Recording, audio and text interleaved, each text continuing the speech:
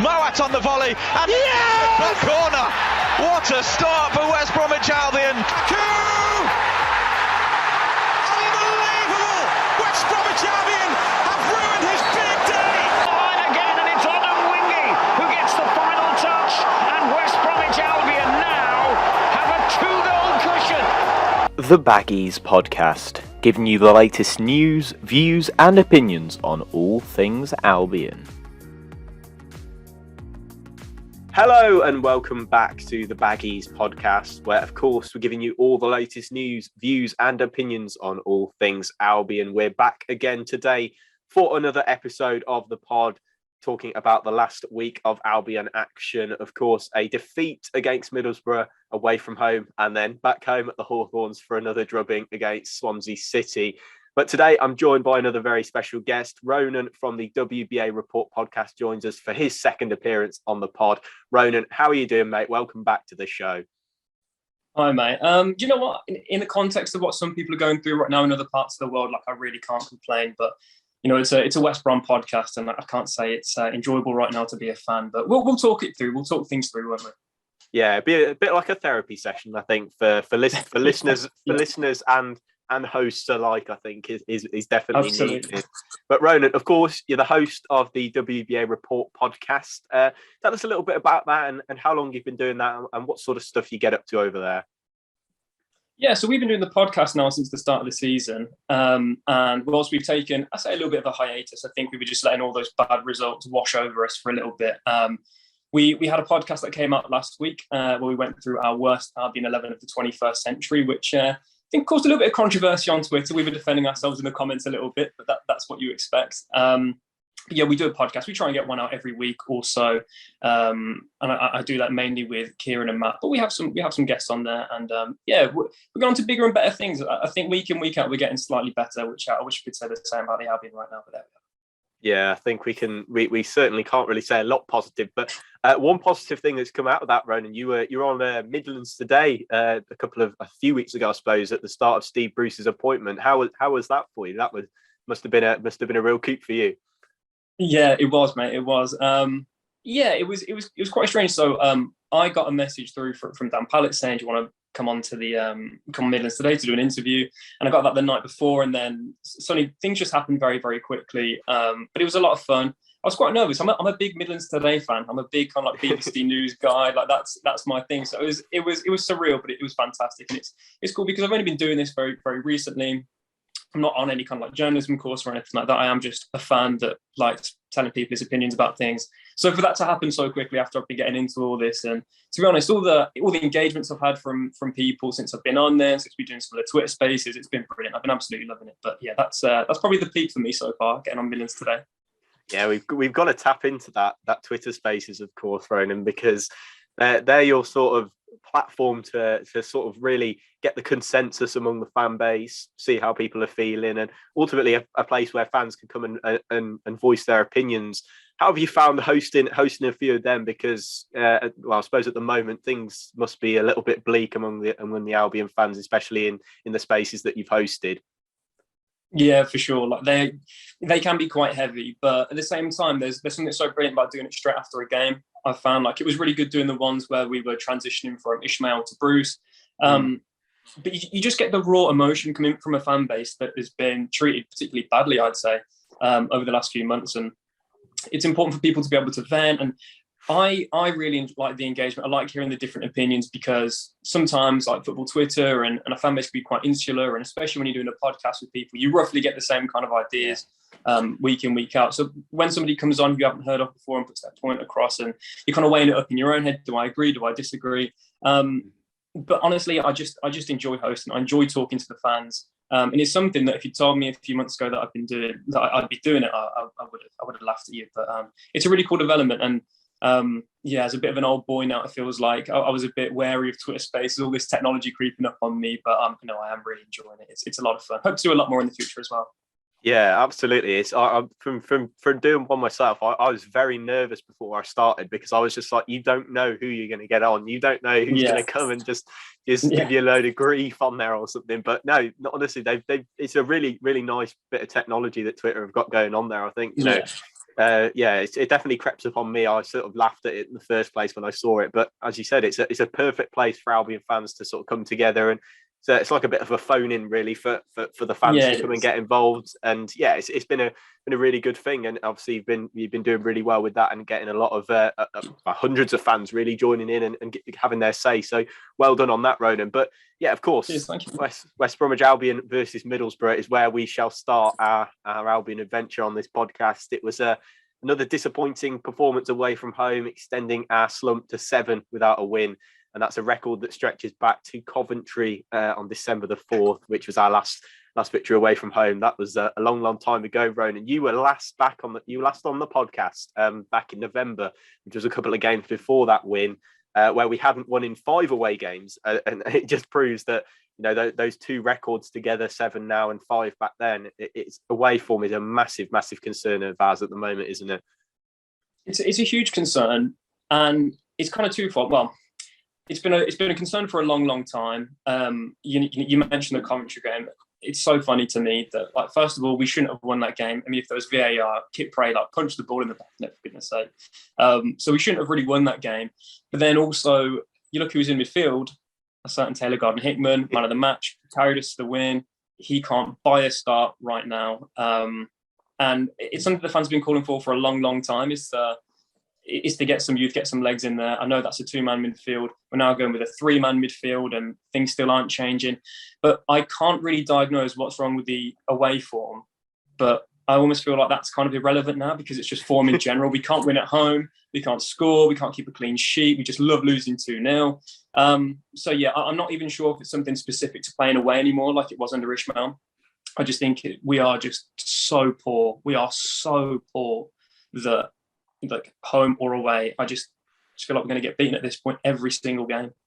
Yeah, as I said before we started recording, it's inevitability really that we'll cave in and the other team will just come out, and they don't even have to do that much really to get a victory.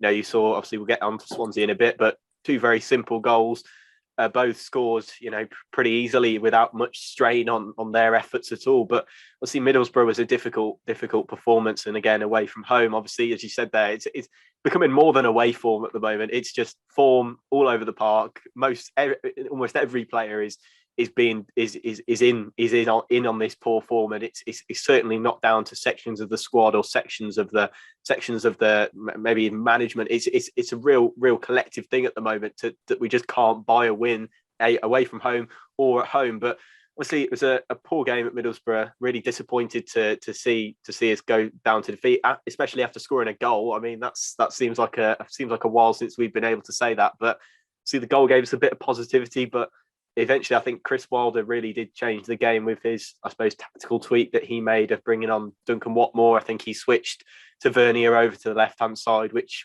is ultimately where their winner came from. Ronan, it's an example of a manager that really knows his stuff and changed the game instantly, really, with that changed and sort of swung it in his own direction. Yeah, for sure. And do you know what? I think before a ball was kicked, as soon as we knew that we were going to Middlesbrough and Wilder, I mean, he's doing such a great job up there. It really felt like this is what you could have won game. And I didn't think before the game we were going to win. I still didn't think once we scored the opener that we were going to win. I thought they'd at least peg us back. I mean, as soon as the equaliser came in, I thought that's the game gone. I didn't even think we were particularly good in the first half. That was our first goal in the first half for something like 16 games as well, which is, you have to laugh or you're going to cry. But yeah, with Middlesbrough, they're in such good form, and Wilder just knows how to get a tune out of the team. And I think we found from Steve Bruce, we all wanted him to come in and get this new manager bounce, but he can't get a tune. Can't get a tune out of us. That was game number 4, if I'm not mistaken. 1 clean sheet, and that was against Blackburn, who I think had scored something like 1 in 7 games. So it's not even like we shut them out. I think they shut themselves out. Yeah, I didn't even, I'll be honest, I didn't celebrate the goal when it went in, when we scored. I was shocked. I was just like parroting, like, oh my God, we've actually scored a goal. I can't believe we've scored a goal. It was almost like shock. And when the cameras panned to the fans, they were kind of like looking around, just like grinning. It wasn't like limbs or any kind of celebration. I think we were just slow clapping, like, I can't believe this is actually happening. So yeah, we're in a strange point, but I thought that whilst you don't really know what's going to happen with Albion in terms of long-term future, I think we know what's happening game in, game out. We're going to get outplayed eventually. We're not going to score a goal. We managed to somehow score a goal, a deflected effort, which got goal of the month, I believe, as well, isn't it? It's got to be now, hasn't it? It's got to be. So yeah, I mean, that's just where we are at the moment. I always felt like they were going to win, and yeah, it was this is what you could have won with Wilder, but we can look back with rose-tinted glasses all we want. It's not going to change anything now.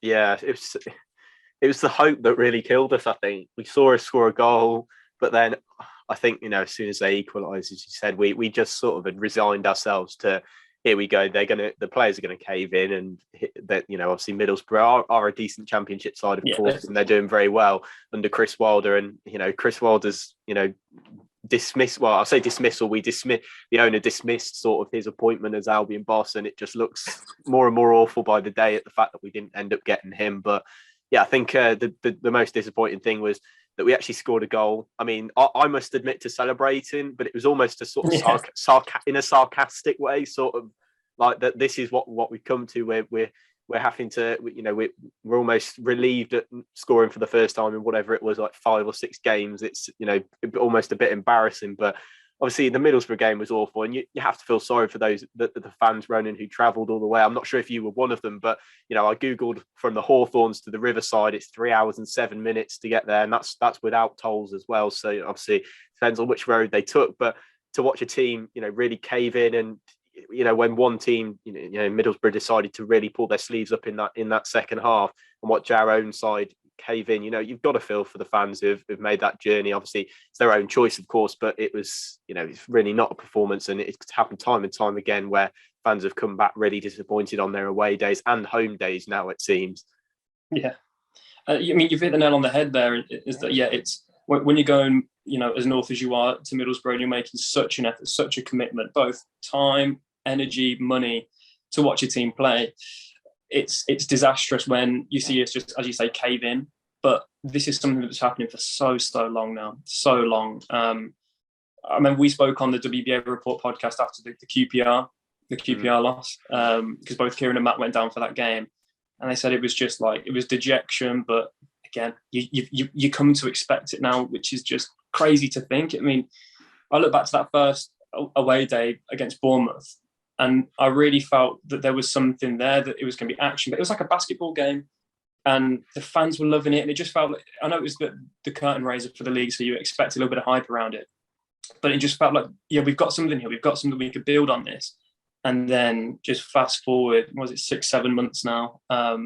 Just pure dejection. I do feel bad for the fans, but I wish I could sit here and say that, I think that things are going to change and we're going to start getting results. I just don't. I don't think we are. I think I even tweeted last night, I'm not sure the way we're playing right now, if we'll win a game home or away until the end of the season. I don't think you can just put the same players out and expect a different result. Like we need something radical to happen. But I mean, on to a different point, but I don't think Steve Bruce is the man to do that. I think that's what we've seen in the first 5 games. Yeah. Same old story. Yeah, of course. We've got a little bit of a section marked at the end of the podcast to talk rebuild. And I think that's probably, as I said to Ronan off air, I think that's probably the most exciting part, because we can start to talk about the future, which fast forward past this season could be a little bit better for Albion, but obviously we'll have to see about that. But the Middlesbrough game is such and the Swansea game, it's a point now where I'm not angry, I'm not upset about it. I don't feel anything towards it anymore. It's just a feeling of, like, I was watching the Swansea game, both those goals went in, and if you'd have caught me watching Albion and conceding 2 goals about 3 months ago, I'd have been absolutely raging at that. I'd have been really upset. But I just watched them, and I was just sort of like, right, that happened last week, that happened the week before, that happened the week before. It just didn't mean anything to me, really. It's just another, as you said, inevitable defeat. I don't know if that's the same way as you, Ronan, but 100%. It's just not. There's no feeling in it really anymore for us. I just can't. No. As you said, I'm not sure whether we've got the points to stay in the division this season, which is the most concerning thing, because I can't see us getting maybe more than a win before the end of this season, and even that would have to come down to a bit of if another team played as badly as we are. I think that's the only chance we can have. But at the moment, we're the team that everybody wants to play. I think, every team would want to have a game against us because they know just how fragile we are and how easy we are to beat. But yeah, Ronan, the Swansea game, another real, inevitable defeat, as I've said about 50 times already. This time it's condemned us to the second home loss of the season. It really doesn't feel like that with the way that we are at the moment. Our home record is still all right, to be honest, which is amazing. I'm amazed at how we've managed to last that long with only 2 defeats. But again, I think it's proof that the players just don't fancy fighting for the manager, for the club, for the badge. It's just a real mess at the moment. And the Swansea defeat last night, it just really nailed the coffin in for any hopes of maybe possibly even a top half finish. I think it nailed in the hopes of. It's just really not the performance you want to see, and I think the players really did let themselves down yet again last night. Yeah, I thought the players let themselves. I think they did let themselves down. I'm not sure I totally agree with the lack of fight for the manager. I don't think it's I think it's ineptitude. Honestly, I just think these players are so out of sorts. They're so low on confidence. They're just so bad. Like, they're not playing well at all. They're so short of confidence that there was that point in the second half where Furlong is bursting down the right, and then he stops, turns back and passes it back to Carl Bartley. There's just no drive. There's no kind of will to win. We've forgotten how to win, but we're in the habit of losing now, as you say. And I mean, you look at the 4 goals we've conceded against Middlesbrough and Swansea. How similar are they? So similar they are. They're incredibly similar. We're so easy to play against. You let us kind of put this half-assed press in for the majority of the first half. You let us play long and we'll chase second balls badly, and then we'll kind of force something into the final third, which isn't going to come off because there's no creativity or quality or technical ability in the final third. And then you just wait for us to tire. You wait for Steve Bruce to get his substitutions wrong or to make a bad tactical decision. And then you just let us. We'll let you score that first goal.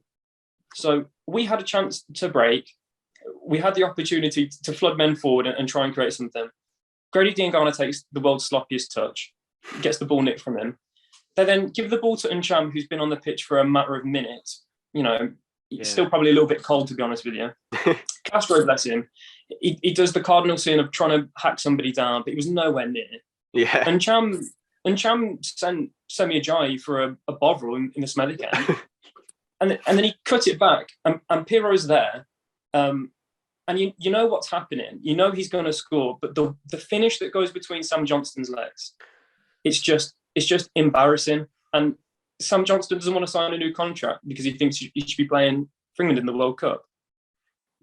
Seriously. Yeah, seriously. That's like someone at Mackey's resigning from their job saying, "No, I'm going to work as head chef in a Michelin star restaurant. I'm too good for Mackey's." It was you're not. Yeah, that goal. I mean, when you break it down like that, it just gets more embarrassing, doesn't it? Because there's so many different stages where you feel there's a mistake or there's something wrong. But it's not like Swansea have. You've got a player you've got Messi who's just dribbled through your whole team. You can't do anything about it. It's such a simple goal to concede, and I just can't get my head around the fact that Perot was left in the box unmarked, their top scorer, probably their only massive goal threat in the team, and you've left him alone. He's even scuffed the finish as well. He's even scuffed it. He's even given you the chance. It's gone straight at Sam Johnston to save it and get us out of jail. But still, he's gone through his legs, and you put it perfectly there. If Sam Johnston wants to be playing for England in the World Cup, even wants to be playing Premier League football, he's got to be stopping those sorts of efforts, I think, definitely. And the defending for that goal was just dreadful. I think even for the second goal, the amount of time that Cyrus Christie had to take a touch, get the ball under control, pick his spot, even not so well. It wasn't the best finish anyway from Cyrus Christie, but the amount of time that he had to get the ball under control and score. There's 2 really, really awful goals to concede. Yeah, the second one, I'll put it on Bruce actually. I'll put it on Bruce and Johnston, to be honest. So my issue is that it's happened 5 minutes after the first goal. It's really similar again. It's build up play from the left. It's exactly what happened up at the Riverside, where Townsend or the fullback, whoever it was Townsend for the Swansea, but I think it was Dara O'Shea, I believe, up at Middlesbrough. Yeah. They get sucked into the players making a run from deep. There's too many players. They're trying to watch the runners, and it leaves the wide man for them so glaringly open that, of course, we're not defensively good enough to just clear the ball, even if it's a bad cross. It'll find its way to that man as well, because, I mean, like Semi Ajayi's been defending recently, it's like he's trying to move out the way of the ball. The ball then lands at Cyrus Christie. I mean, we make a half-assed attempt to try and close him down, but it goes straight through Sam Johnston's poppadom fingers into the back of the net. But the issue is that Steve Bruce, if you look at the replay as well, I don't think that there is a West Brom midfielder within 50 yards of the ball. Yeah, I think it was. Yeah. Carry on. Sorry. Yeah. Sorry. I'm thinking out loud. You're right. Yeah, because the two central midfielders that Steve Bruce has put out there, who need to be screening as well, because surely, if he's a manager worth his salt, if he's a manager that should be managing in the English Football League, should see what happened against Middlesbrough and seeing that 4 defenders cannot mark the amount of players that are coming into the box. Like, we've seen this just last game, but he wants Mowat and Kevin Castro, bless him, to sweep in front of the defence to cover all, like against Swansea as well, that are just trying to knock the ball about, and they've got 3-man midfield outplaying us, playing wide as well, gives their wide men the width, and he's got Kevin Castro and Alex Mowat trying to screen and also go forward and try and win us the game. I think he was just trying to put every attacking option on, wasn't he? And all of a sudden, the balance in the team, if there was any in the first, I think there was a bit of balance in the first half, but any balance in the team, I think he had Grant, he had Robinson, he had Dean Garner, he had Carroll, he had Castro. So you're just racking up the attacking players on the pitch, and you just knew. And this was at 0-0 as well. We weren't losing at this point when all these players. I think maybe Grant was on. Maybe Grant came on after we conceded the first goal, if I remember rightly. But I think Grant came on before the first goal. I think it was 0-0 when Grant came on. I think I'm not 100% sure on that, because I remember thinking as well, I thought we were a lot better going forward without Karlan Grant. I thought we created more. I think we looked sharper. And it felt very typical to me that Karlan Grant came on and then we conceded both. Yeah, you're correct. You're correct. Karlan Grant came on 2 minutes before the first goal, which is, lost all balance in the team really at that point, didn't we? Completely. And this is my issue with Steve Bruce, is that I don't think he has ever been a brilliant tactician. If you listen to the players that he's managed before, he's a player whisperer that can't get anything out of this current group. I don't see how he's the man. And I was excited-ish, cautiously optimistic, should we say, when we hired him, because I believed that it was just a clean slate. Yeah. I just thought, like, it was so toxic with Val. Like, maybe even if it's a fairly similar style of football, at least like it's fresh. Like, it's a fresh 11. He'll pick something new. He'll try something different. We're not just going to watch 3-4-3 every week. We're going to try and work our socks off for him for the first few games, and it hasn't happened. He's come in as a manager, and he hasn't done that. I wouldn't even say that we are 1% better based on the performances that we've seen when Ishmael was here. I wouldn't even say. I'm trying to think of a positive. I think Andy Carroll's been all right, but I think he was pretty good when he was playing for Ishmael. I don't see how we're better for Steve Bruce coming in. And that's not to say we shouldn't have got rid of Ishmael, but I think he's come in for the bounce, and there's just been absolutely none. So now the season's over. The season's over, and if anything, these kind of results against Swansea are just making things far, far worse, because these lads are coming in like Kevin Castro. I bet his confidence absolutely shot now, because he's been asked to marshal a midfield against Swansea. Russell Martin, Swansea, who want possession, very slick on the ball, and he's been asked to cover us with Alex Mowat. Neither of them are holding midfielders. I would say they're probably both best at number 10. Yeah. And he's been playing Mowat in the 6 for a starter, so that's where you've got a 10 playing in the 6.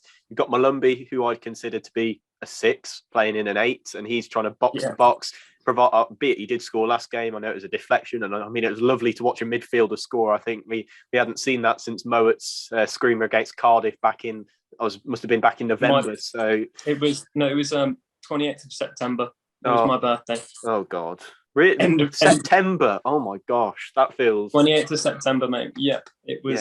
It's been that bad. I just want to quickly ask you this, Lou, because I thought personally that Malumbi and Mowatt weren't actually bad yesterday. I feel like that might be quite unpopular amongst fans, but when I watched the game, I think actually the first half, maybe the first 60 minutes against Swansea is the best we've played under Bruce. And that's not to say that we were good. I thought we were better going forward. Yeah, I thought we were better going forward. As you said, looked a bit sharper. Chances there were a couple of chances, be it maybe Robinson's. You'd hope that'd fall the other side of the post, but I think that's just testament to how things are going at the moment. It's just a complete Albion that moment. But then you've got the chance later on with Robinson. I thought he did well to the runners either side of him. I think it was Townsend and I can't remember who else. Might have been Andy Carroll. Did well to sort of create a bit of a chance for Robinson to shoot. So yeah, I thought Mowatt was quite quiet, but then again, was being asked to do quite a quiet job, which is essentially just pick up possession, recycle it, and sort of stay out the way of the attacking sort of side of things, which I don't really get, because I do think he's a better footballer than that. But Malumbi, I do like Malumbi. I have to confess, I can't 100% get this sort of hate that he's getting, that he's not cut out for the Championship. I think that's a bit harsh. I do think he's got a good engine, and I think he's a good holding midfielder, and I think ultimately he's a good successor, or maybe an alternative, a younger alternative to Livermore. I think he'd do a very similar job, but maybe not with the captain's armband on, of course. But I think Malumbi does get a bit of unfair hate, and I do like him. I think the reason he's maybe getting a lot of stick is because he's being judged against something that he's really not. So he's being judged against maybe a Pereira type player who's obviously used to threading balls through and winning games on his own. And Malumbi's just not that. Essentially, he's a holding midfielder who'll win the ball back and run his socks off for you. So yeah, I think that's I thought we were better yesterday. I think it wasn't all as bad as we thought, but at the end of the day, we just lost 2-0 again, and I think it's becoming a regulation 2-0 loss almost. I think, all but one of the results over the past probably 6 or 7 games have turned out to be 2-0 losses. So I think that the result overshadows everything for me, and I think that sort of takes away my rationale of, we played all right for 60 minutes, sort of, the 2 goals conceded. So yeah, I think we were better, but yeah, it's just really disappointing to just watch us lose again, I think, is the big thing. For sure. And like we say that we're better, but again, at no point in that game did I think that we were going to win. Even if Robinson, even if it had gone the other side of the post and it like kind of clipped the post and gone in, I still would have said that we would have drawn that game. We don't know how to win. We really don't know how to win. And the fact that our last win, I mean, I'm trying to remember the stats now. I feel like it's 1 win in 13 or something like in all competitions, and that was Peterborough when it was 0-0 after about 70 minutes. Yeah. And the floodgates open. And again, that's Peterborough. You've had, I think, the worst away form in the league. And we barely got over the line, and the scoreline flatters to deceive. So, yeah, better is still not good. It's still not good enough. And this is the way that it's going to go now for the end of until the end of the season, because I can't see Bruce lasting beyond the summer, but I'm sure we'll come on to that. But he won't go before the end of the summer. I mean, there's nothing to be gained now. There's nothing to be gained. He'll just he'll be the placeholder until we try something else in the summer. But what's the quote? It's something like, if it's insanity is doing the same thing over and over again, expecting different results. Well, that's just what it feels like every time. And it'll be Carl and Grant, and it'll be Jake Livermore back into the side on Saturday. And this is the other thing I'm going to ask you, Luke, because I know you like your tactics. You're a little bit of a tactician. You're a football manager player like myself. I am, yeah. So, yeah, I've seen your Twitter. The thing for me is, so we had Robinson, who I thought was better than Grant on the left, and I thought we created more. I think Grant is just not who you want linking up. He's the kind of player that he's kind of like a wide poacher, essentially. But you've got Grady Dingan on the right with Dara O'Shea playing behind him. When I was last on, all those months ago, we played against Huddersfield, and I said, why can't we play Grady on the left? Why can't we play Grady on the left? O'Shea's not overlapping him to get into the space that he's creating by cutting in. And actually, I thought he showed some nice touches, did Grady, and looked like he was kind of finding his feet again, looked daring, which is at least something, even if it's not coming up, at least he's trying something. But it's not like he had Furlong behind him who's going to go into that space. So we weren't creating anything with real width down the right-hand side, which feels like a massive wasted opportunity, because you've got Andy Carroll of all people in the middle. And on the left, you've got Townsend overlapping Robinson, which is fine. But we all said at the start of the season, if there's one player that we need to play well to get promoted, or if there's one player that needs to do well, that Steve Bruce needs to get a real tune out of, And to get him playing at his best is Grady Diangana. Mm. Why aren't we playing him on the left? Why don't we give him a game? If he's poor for a couple of games there, fine, he's poor. But surely he's more of a difference maker than Callum Robinson, surely. And if you got someone like Diangana on the left, who's always going to favour that ball into Carroll, why aren't we doing it? Why are we just playing this really stale, stagnant style of football, which doesn't create anything clear-cut, and we're just feeding off scraps? It just makes no sense to me, mate. So I would ask you, if you're Steve Bruce in the next game, is it Diangana on the left? Or basically, who's your front three? Who is your front three? Well, I can't start Grant. I feel like I've grown such a. I'm not going to say agenda, but I've grown so, just disapproving of him over the past few weeks. It's almost like, as you said, a wide poacher. He sort of sits in that sort of corner of the box between the left of the 18-yard box and the D and the left of the D at the edge of the box, and just waits for that opportunity. And when it's getting goals, that's fine. When he's scoring like he did I think he had that purple patch in November where he scored like 6 in 6 or something.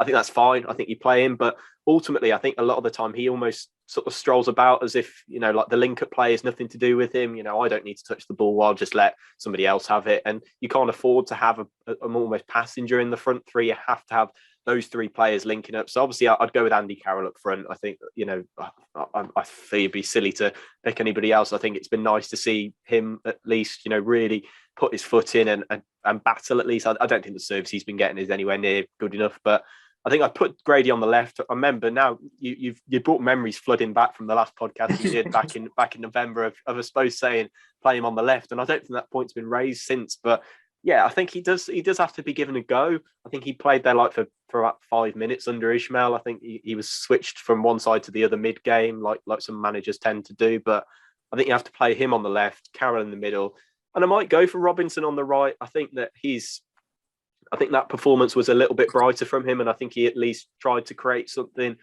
But yeah, I think we're limited from what looked like at the start of the season, quite a fruitful front three. It's looking like a really stale, and you're almost hoping that you don't have to pick three of them really, because none of them are really firing. But I'd probably go with Diangana, Carroll, and Robinson, and I think there's a real lack of options. Maybe I think there could be a case for Gardner Hickman to play at right wing at some point, because I think a lot of the managers the two managers that have seen him play are convinced that he's a wide player, whether that be right back, wing back, right wing. Even though I think a lot of us would like to see him in the middle of the park for at least a game, but maybe there's a case to play him on the right. But for now, I think I'd probably stick with that front three. What about yourself, mate? Yeah, no, I agree with everything you said. I agree with absolutely everything you said, especially regarding Grant as well. I mean, are we really going to keep? Are we going to keep the faith with somebody whose scoring streak was 5 months ago? Don't know. For me, I'm not sure if that's the way that I want to play football. I don't mind. I don't mind the idea of Gardner Hickman playing wide on the right as well, because not only have we seen that he's a threat and he likes to take people on and he's a nice attacking option.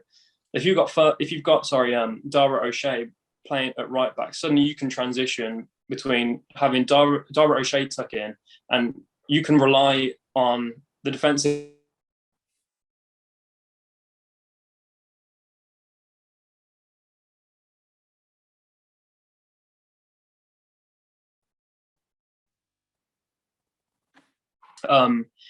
but yeah, I'm not sure.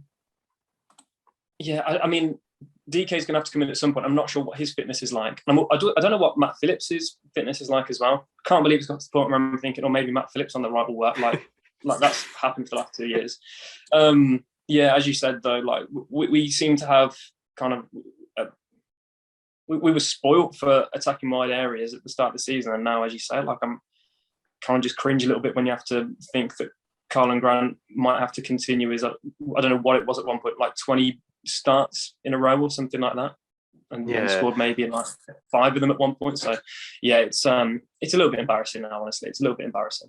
Yeah, it's ridiculous. I mean, at the start of the season, I remember going on several other people's podcasts, championship podcasts, saying, that front three, Grant, Diangana, Robinson, obviously playing in that striker role as he was at the start, that is lethal. And now you're almost you just can't believe you can't think where a goal is going to come from out of those three at the moment. So yeah, it's so difficult for Bruce to pick. And I think ultimately, if you played Gardner Hickman at right wing, as you said, you could maybe have O'Shea tucking into almost a back three when you're out of possession, and have Gardner Hickman and rely on him in sort of a wing back role when you've not got the ball. And I think they're obviously more comfortable defending maybe in a back three as they have been this season. I think, Ishmael probably is looking and laughing at the defence at the moment as to how he managed to eke out the best defensive record in the league whilst he was manager. I think just looks unbelievable now. You look at the mistakes and the sort of lack of organisation, which, if anything, I thought that's something that Bruce would be able to bring. I thought that defensively he'd be quite sound, but obviously the attacking conundrum is something that no manager seems to be able to work out at the moment. So I felt defensively it would be something that he could solve, but clearly not. But Ronan, we'll hopefully move on to some brighter times at some point in the near future. It doesn't seem very close at the moment, but I think I echo your thoughts that Bruce is not the man to take us forward. I think obviously we're probably going to have to patter through the rest of the season. I think there is some rumour that Bruce has got a break clause in his contract for the end of the season, which I think was a sensible move from the club if he wasn't to get us promoted. Obviously, the rebuild is probably needed more than ever. So I think Bruce is probably not the man to take us forward. I think if he didn't get us promoted, then what needs to be done, Ronan? I mean, it's easier said than done, a rebuild. I think there's a lot of assets that maybe you probably couldn't shift as easily as you wanted to. But what do you do, Ronan, if you're given the role of the new technical director? What do you start with? What do you start doing in this rebuild in the summer that hopefully should come?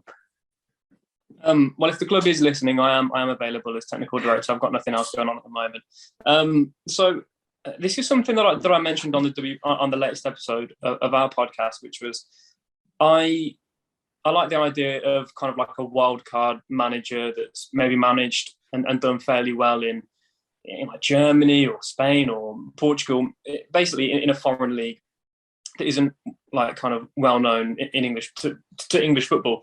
And it is for a few reasons, and I'll kind of run through them here now quickly. And part of it is because of our track record and our recent like safe appointments.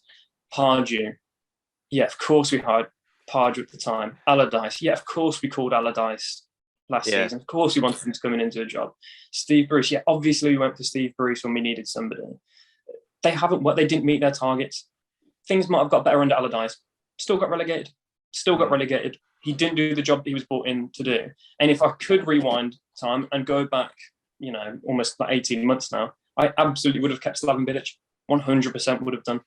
And I said at the time that I was disappointed that we'd sacked him. And I suppose that's kind of, it's particularly poignant now.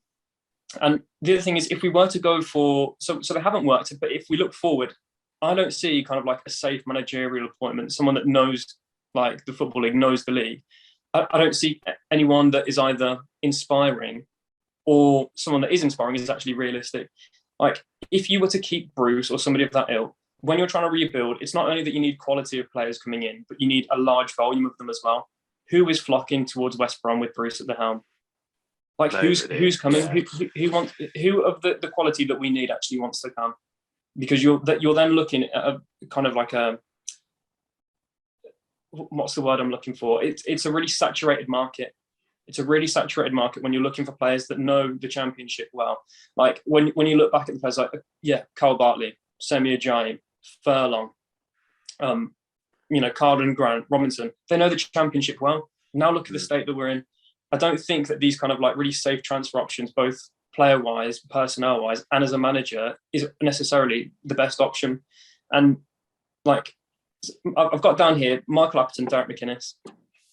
Again, if they come in, brilliant. They know the club, brilliant. Like, fine. I like that. I mean, even Tony Mowbray. But who are they bringing in for a rebuild? Even if they have the funds for a rebuild, which I don't think is happening anyway, to be honest. I think we can talk ourselves into a stupor about like the dream and we'll bring in 10 players in the window and we'll get rid of Bartley, we'll get rid of Livermore. They can pack their bags, but it won't happen. So just for our own sanity, we'll obviously continue this conversation. But I don't see how these managers are bringing in players from a market that improve us or have enough. Do you know what I mean? I feel like we're quite limited in that respect. And the other one I've got here is, so you've got Farke, Wagner, Nuno. There's probably others, but those were three that came to my mind. When they came in and managed in the Championship, they all had access to players and just a market in general that they could rely on, that maybe weren't being touted by kind of loads of managers in the UK, in the English Football League.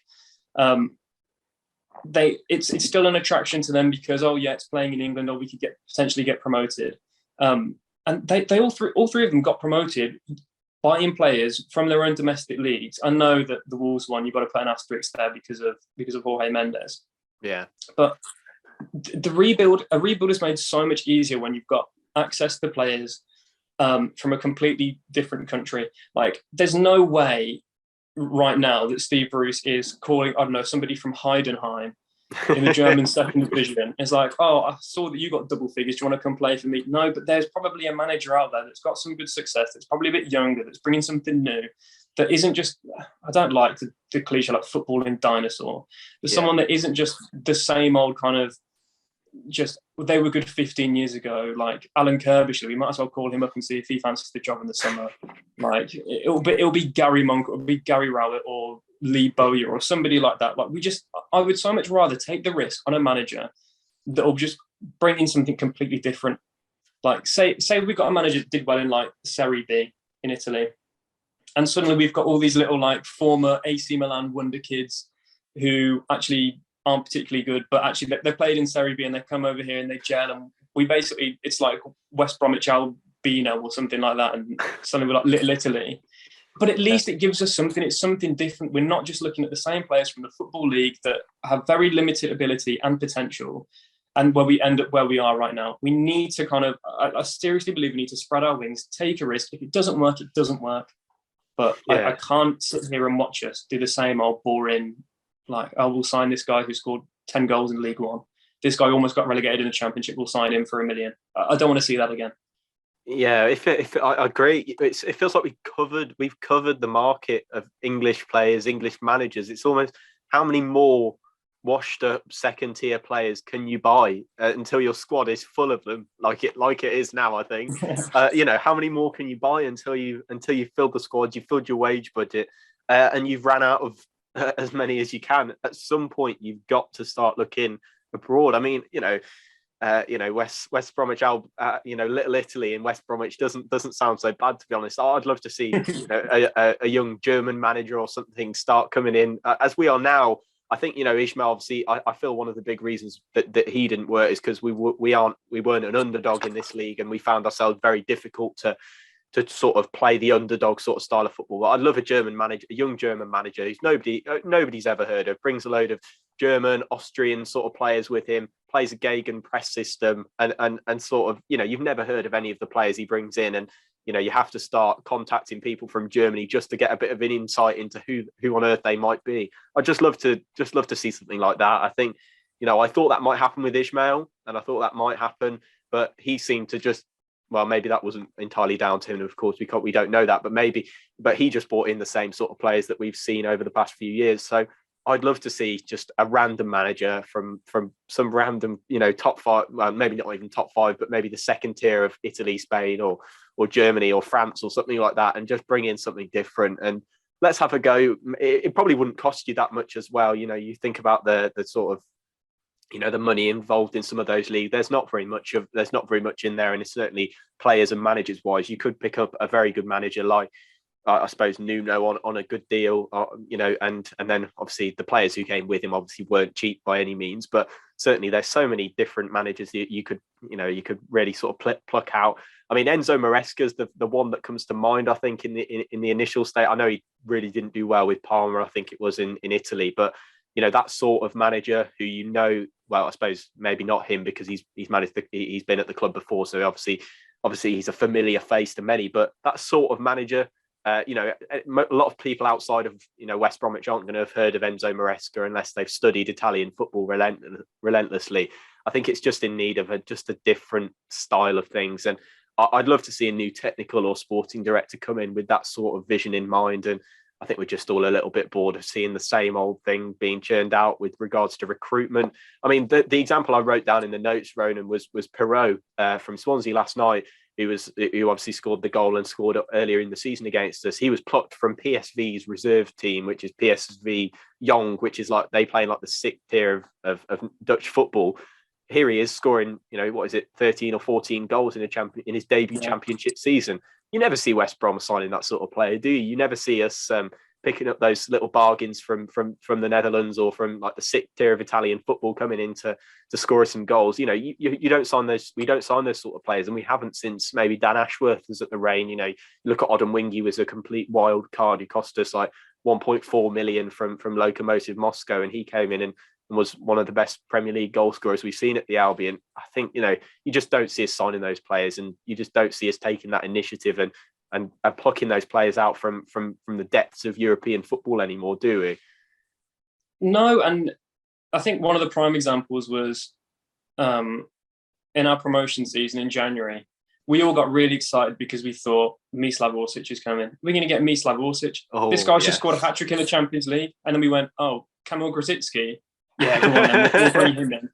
And it's just a total lack of ambition, but that's kind of like a microcosm for the wider problem. It's like we would never go after Claudio Jacob on a free from Racing in Argentina. We wouldn't go for a Yusuf Malumbu. We just wouldn't. We wouldn't go for a Paul Scharner. Like, I know he was playing in, I don't think we've got him from abroad, but these kind of players, we just don't go for them anymore. We just go for the same odd, like, oh, they got relegated with Rotherham. Yeah, Semi Ajayi fancy me playing for us. Oh, we went down with Wigan. Cedric Kipre, how do you feel about playing at the Hawthorns like 10 times in a season? Like, it's just boring. There's no imagination. There's no risk taking. It's like in a game of blackjack, we'd be sat there with like a queen and a four, and we'd be like, stick. And then we keep losing to the house. Like, we're just getting drained, and it's like, what is there to lose at this point? What is there to lose? Look at, I mean, maybe not so much Kravinovic, but even though he was pretty good in the championship and he was a good player for the championship, but our last kind of like golden boy signing, Mateus Pereira, where did we get him from?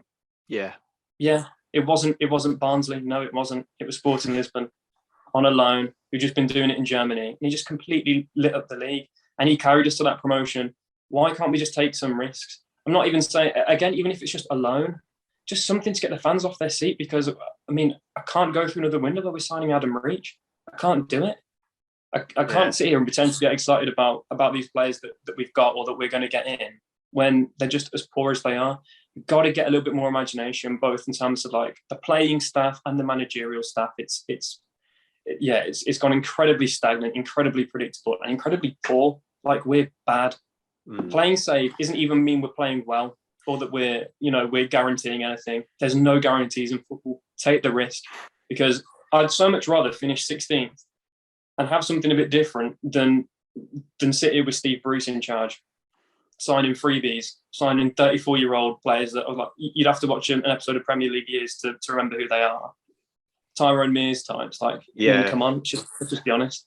Yeah, and I mean, an example I found, I've literally just thought of whilst we were saying that. You mentioned Barnsley. Barnsley have just done what we would hope to do with a player. They brought in a guy, I don't know if you've seen, called Amin Bassi, who's come in from Metz in France, their B team, who's come in and got 2 goals and 1 assist in his first 4 games. I mean, it's just another example of decisions and a recruitment that Albion just don't pull off. I mean, yeah, it's just baffling. And I don't think I can sit through another window where, you know, Reach and you know, no disrespect to Keane Bryan, obviously we've only seen him play once, it might be a little unfair, but you know, those sorts of signings who have come in and you just don't want to see them anymore. You want to see something different. And I think you've tried Bruce, you've tried the safe appointment. I think you've probably totted off, or apart from maybe Mark Hughes, I think you've totted off almost every single safe appointment you could possibly pick with those sort of older heads and maybe those dinosaurs, if you like. I think you've totted off almost all of them. I think it's time now.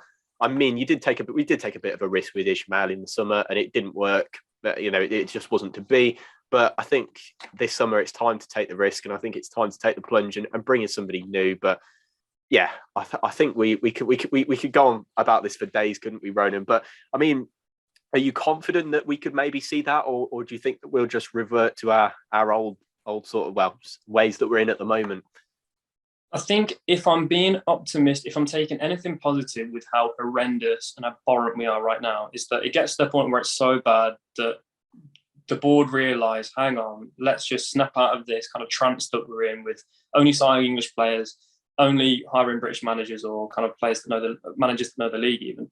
And they go for it and they're like, we've got nothing to lose. Like, we've shown our hand, like, we need to go for something completely different, something completely radical, just to try and get a little bit of life, just to try and shock us into action. I don't think it's going to happen. I think we'll hire whoever owes Ron Gourlay a favour. To be honest, if Mark Hughes hadn't been snapped up this week, I think he would have been a prime candidate to come in. I think that's a great shout. He's just warming himself up at the moment at Bradford, ready for the gig in the summer, I think. Yeah, he is, mate. Absolutely is.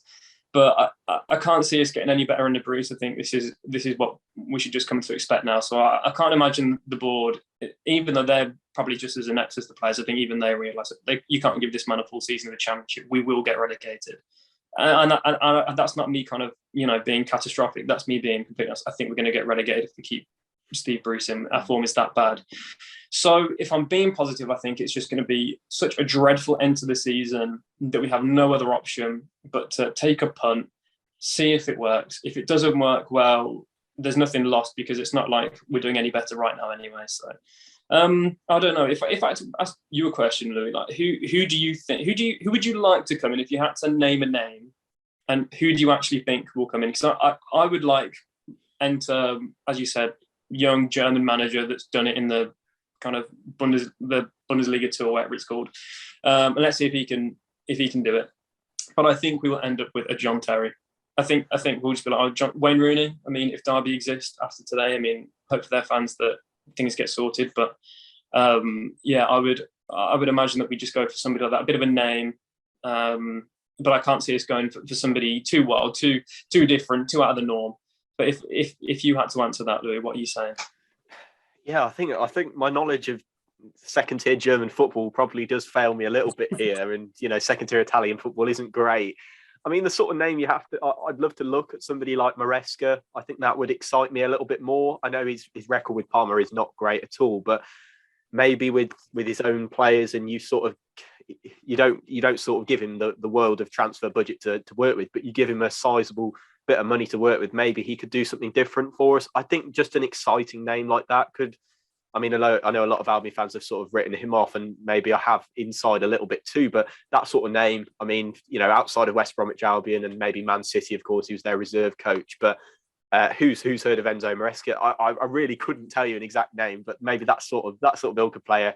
I feel like, a little bit of research is going to have to go in maybe over the summer on the German second tier and try and pluck out a name like an Enzo Maresca or somebody like that, just somebody who's maybe done a decent job down there, but could come in like a David Wagner. Nobody's really heard of him before, but could do a job in the division. I think, I couldn't give you an exact name, but just somebody with maybe a German sounding name could come in and do maybe not, Stevens and Bruce or something like that might not do the job. To be honest, I can see somebody like that coming in. Steve Bruce with pretending to come in as a German manager. That's Val could come back in and pretend he's somebody else. But I think definitely just that sort of manager. I couldn't put my finger on it, but just somebody different, please. I really am bored of seeing the Bruces, the Pardews at the club, and the Pulises.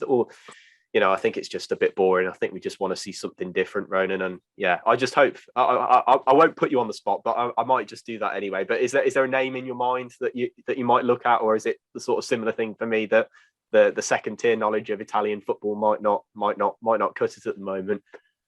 Yeah, I think that's it, mate. I think it's I don't know. I don't have the data. So the way that Barnsley do things, where they look at the data, it's like we want a manager that's going to press other teams, and this is the style that we want to play. Where is that with us? It's like we're 10 years behind everybody else. Where's our data team? Or is it just scouts that smoke cigarettes outside clubs that, training grounds, and go, oh, is he any good? Because they just seem to know the scouting system at another club. It feels like it's all word of mouth. There's no kind of thought that goes into anything. It's like, oh, he's a good player. Oh, trains hard. First on the training pitch, last person off it kind of thing. Oh, he's a good lad. Yeah, it feels like that with managers. It's like, who owes Ron Gourlay a favour? Who's he got on his phone but that you can just call up and say, oh, do you fancy doing it? I would like us to take that next step, and let's have a look at these kind of European leagues and say, like, who we think is a good squad and we want to play passing football. Let's see who's got the most passes. For example, who has the highest amount of possession? Who's got the most passes into the final third?